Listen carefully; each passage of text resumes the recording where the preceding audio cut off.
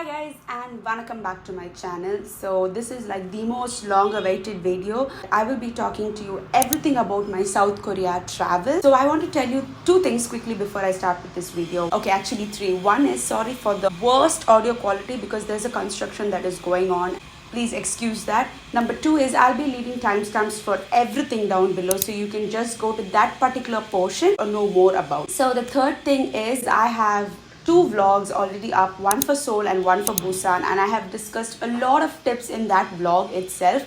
I will not be speaking in that vlog, it will all be in captions, so it will be like super easy for you to just note down quick points. First, make sure to watch this video and then go watch the two vlogs so that it will help you plan out your future trip to South Korea. So the first thing is, how did I plan this trip? So I planned this solely, completely by myself. I did not go via an agency. When we decided that we are going to go to South Korea, I think we had about 1 to 1.5 months time for preparation. So I started watching a lot of videos on YouTube. I'll link down all videos that I watched before planning this trip down in the description box below so that you can also have a look at it. But I will be covering the points that was mentioned in that video as well after my experience in Korea. So some things that you need to know before you plan your trip is South Korea has different seasons, meaning it doesn't align with Chennai, of course. So the time that we went was during the first week of August. So apparently when I checked in Google, it said it was summer and we were completely fine with it because we didn't want it to be rainy or winter season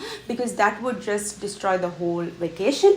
So we were happy that it was summer, but only after we landed over there that we realized that it is the peak tourist season. So everything at that time was super hyped up, including the flight and the stay. So I would suggest you go during September, October season because that time is autumn. The weather is beautiful apparently, and I've been seeing a lot of pictures of Seoul that is extremely beautiful during the autumn season. But otherwise, yeah, the weather was pretty much like Chennai. It was hot. If you're from India, this should be like normal kind of weather for you. But and they were giving warnings of heat waves and telling us to hydrate. For us, it is pretty normal. Just make sure you hydrate and drink a lot of fluids and eat well. Take a cap if you're going during the summer season. So one more thing that I want to tell you is the total cost. I will be letting you know in the end of the video for what we spent, but the total cost completely depends on which season you go, what kind of accommodation you choose, what airlines you choose. So this is completely subjective to which time you are going and how many people are going at that time. So coming to the travel part, how many days are ideal for travel?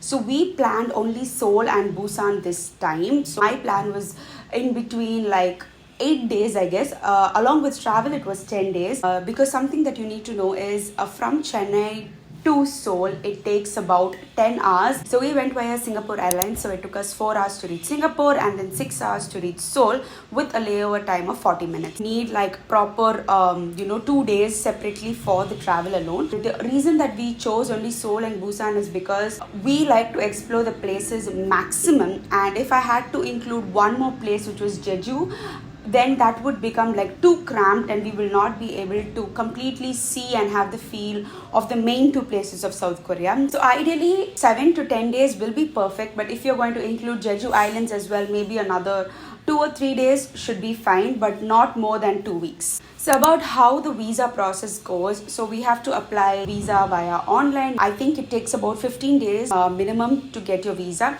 There is probably express visas and stuff, but the normal visa takes up to 15 days for tourists. You will have to book your flight and accommodation prior before you submit the visa. And it takes about 7,000 rupees INR per person for the visa. So for the flight, it varies from a range of 40,000 till 75,000.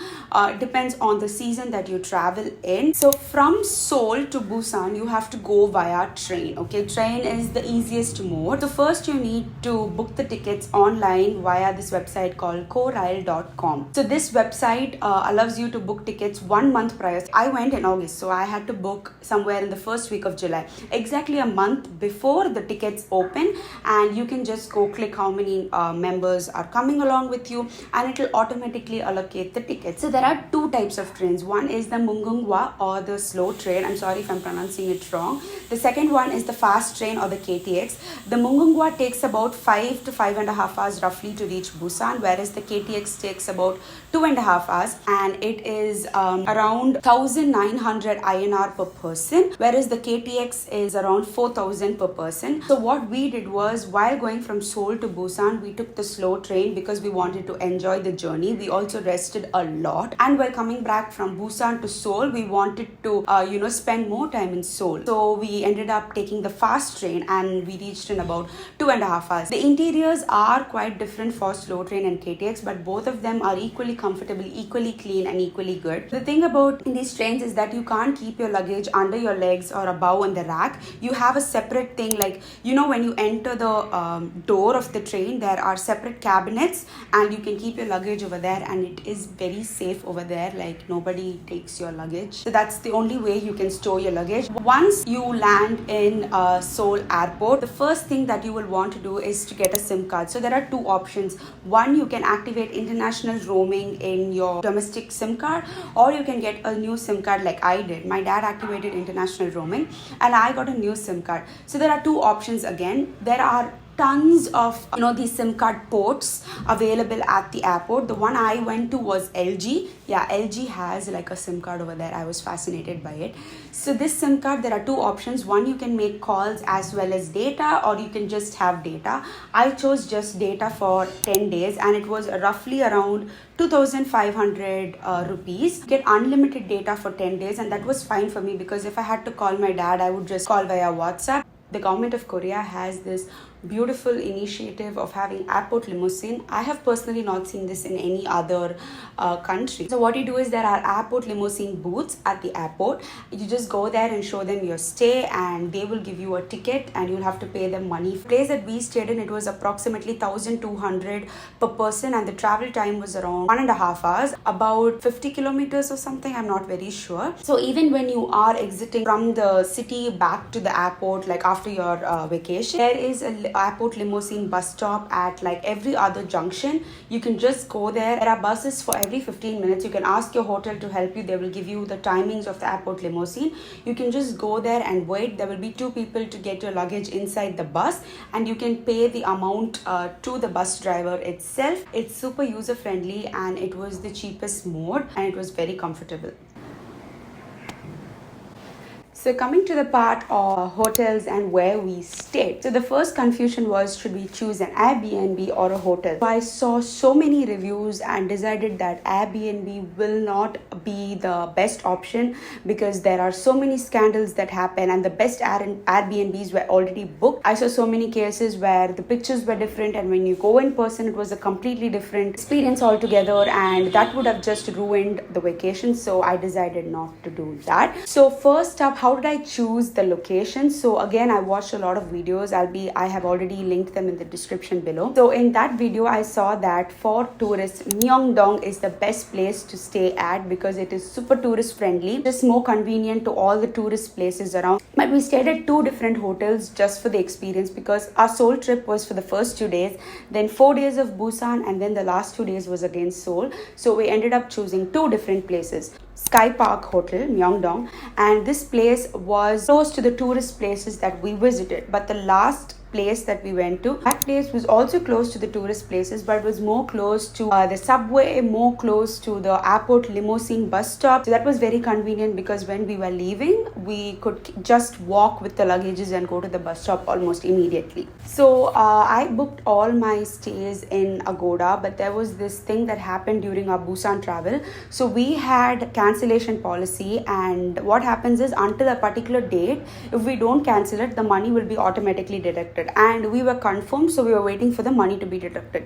At that time, we were traveling to Seoul in the flight, and the money was not accepted by Agoda, and they sent us a 48 hours warning mail saying that we had to repay. And we came back to the hotel, we tried repaying, but the payment didn't get through. And after that, it just completely slipped out of our mind because we were traveling and so much of chaos was happening. The night before we were leaving to Busan, like our train is the next morning, we get a mail from Agoda saying that our booking has been cancelled. And we're calling them, and of course they don't understand that much of English, and they told me that we don't have any more place and we have to book somewhere else. It was so frustrating, and we were super scared that we won't get a place because it was literally a day before.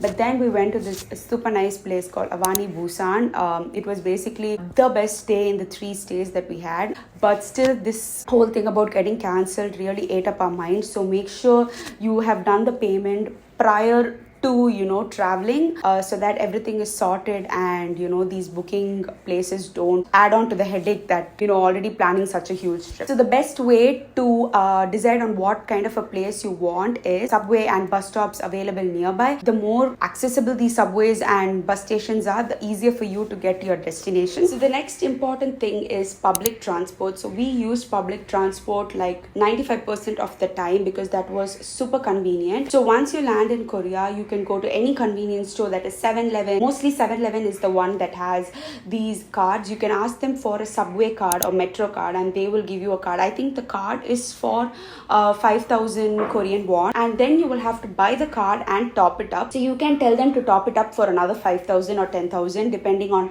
how many places or how many days you're going to be staying. You can keep adding the money onto the card. It's just a regular subway card, but the only place to buy the subway card is the convenience store. But the recharge, you can do it even at the metro station, so that won't be an issue. There will be this huge mission, and there it will be clearly written as the recharge mission, and there is an option for English. All you have to do is keep your card on the scanner. It will scan and tell you how much balance you have, and then you can just add cash in the place that it will be highlighted. You can just add your money in there. It will automatically get recharged. You can press the amount that you want. For example, you're putting a 5,000 Korean won inside, but you only want it to be recharged for 2,000. It will also give you back the change. If in case it's difficult, you can always ask for help for someone around. So coming to the apps part of what you can use to navigate through South Korea, Google Maps is not accurate. It doesn't work over there. So there were 2 maps that were suggested by all the YouTubers, which was Kakao Maps and Naver Maps. Kakao Maps is mostly in Korean, so I did not use that much, but I used Naver Maps the most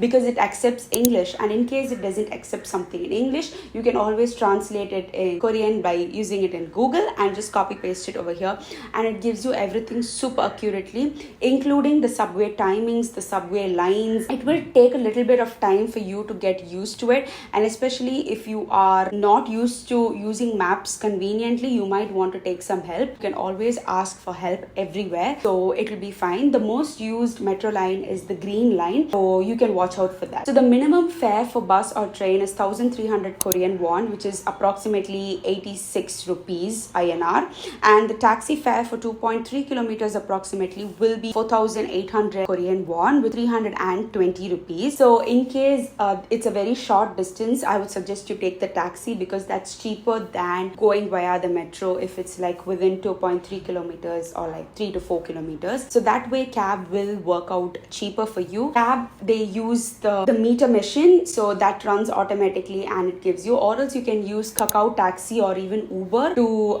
book your cabs, but we barely used it. We got running taxi with the meter on. So coming to shopping is crazy expensive over here. Even the street shops, the underground shops are super expensive both in Seoul and Busan, and it's nothing like that you won't get in India in our Instagram shops. Our Instagram shops has really good Korean clothes, and I would suggest you buy it from here because honestly it's cheaper over here. Even with the delivery charges and everything, it's way cheaper. But this one place that I found was pretty good, and we did get a couple of things, was the Myeongdong Underground Shopping Center. So that was kind of on the less pricey side, I would say, and the quality was good as well. The most things that you get in these underground shopping centers is export rejects, and if you want such kinds of clothes from big brands that are exported rejects, then that you can get at a possibly cheaper rate. But the other cute Korean clothes, you will not get it for a cheaper price. It's better to just purchase them from India. Coming to food, which is the most important thing, I was super scammed because I was waiting to go and have food at the street shops. Such a huge scam because street food is actually crazy expensive. I'm not exaggerating, it's crazy expensive. Like whatever you buy, the minimum is 5,000 Korean won, which is around 300. It's literally a bite-sized food which will not be enough for any of us. So I would suggest you go to a restaurant to properly eat your meal. That would come around 8,000 to 24,000 Korean won. So you can actually have a proper meal. At the restaurants, they give you big portion, but if you're going with a family, I would suggest you do that. Street food is just for fun. If you want to explore street food that are available in Korea, you can just go on experimental purposes and have one or two here and there. The best street food place is Myeongdong Food Street. It has a crazy variety of shopping as well as food, and it is brilliant. It's brilliant. Another thing that I want to mention is you will not get Indian cuisine anywhere that easily. I literally saw one North Indian Nepali restaurant in my entire 10-day travel. So it's better if you take ready to eat food in case you or one of your family members don't enjoy Korean cuisine. I would suggest you get it because it will become super hard for you guys to survive if you don't eat Korean food. Thing is, even fruits are extremely expensive. We didn't buy a single fruit. Apparently the quality is really good, but even like the smallest apple is like 10,000 won. Think 600 rupees. It was crazy expensive and I will not suggest you do that. So coming to the hanbok experience was magnificent. It was once in a lifetime kind of an experience. We first saw a palace area, but it was super expensive. It was like twice the amount that I paid. But I went to hanbok village and I got my hanbok from there. It's a beautiful place to click pictures as well. It was cheaper over there. It was 45,000 Korean won, 35,000 for the costume and 10,000 for the hairdressing. That is approximately 3,000 INR, and that was way cheaper than what we saw near the palace area. So but in case you go near the palace area and wear a hanbok, all the palace entries are free. But honestly, the palace entry was super cheap. Palace entry was like for 200 or 300 rupees, but whereas the hanbok is pretty expensive. So coming to the entry fee of tourist places, majority of the tourist places don't have any entry fee, or they are very minimal, like 300 rupees or 400 rupees INR, which is very nice. There were 2 to 3 places that were approximately around 1,000. I think the Han cruise was a little around that. If you're going to touristy places, you can check out my vlog. I have all the places that I covered over there, and I have told you for which you need to book prior and which you can just go on spot and visit the place. Always make sure to check which place you are going to a day prior and make a list of places and then go, because this country starts pretty late but ends pretty early. So like the places open at 10, but some places just shut down by 4 p.m. or 5 p.m. So we are coming to the last part of this video, the language and the people. So was there a barrier between speaking? Do we really need to know complete Korean? Maybe thank you and hello is enough, or maybe just a couple of words. If you are a K-pop stan or a K-drama stan, then you will probably know a lot of words that you can speak in basic Korean. But the thing is, the people there were super kind, that they were super understanding, and they took the effort to try and make us understand. Even if they didn't understand, they will put it in the translation app and show you, and you can do the same. There is this translation app called Papago. It gives you accurate Korean translation. The only issue is don't let the app speak on its own because it speaks informal Korean, but you can just show it to them and they will understand. If there are some younger crowd nearby, they will jump in to come and help you because they know fluent English super easily. There were 2 to 3 instances where the young people helped us. One at the train station where we didn't know how to recharge. Once again in the convenience store when we didn't know how to recharge our metro card. They know basic words and you can definitely make them understand, and they will make you understand as well. They are kind enough to do that. We met so many people who are interested in where we are from. Them said India is a beautiful country as well. As for the safety part, we didn't really face any issues with the safety, but I am hearing a lot of things with the safety part about South Korea. But as far as I know, I didn't face anything. Everything was super safe wherever we left it. I didn't face any harassment or any kind of weird looks because I'm a tourist. Nothing of that sort. Everything was fine. Everybody was fine. I just encountered an issue with the McD staff in Myeongdong who was super rude. like crazy rude. I think I mentioned it in one of my vlogs earlier. So yeah, that was a little bit but I mean that happens in India also. Who am I to blame? So finally coming to the cost of everything that we spend, which approximately comes up to 1.3 lakhs per person. So you should please keep in mind that this is during the peak season, and if you go in some other month you can reduce a lot of costs. So that's it for this video. I hope you guys like this video. I hope I tried to give you all the information that you needed. In case I missed out on any information, please let me know in the comments so that I can answer it for you, and I will see you next time. Bye bye.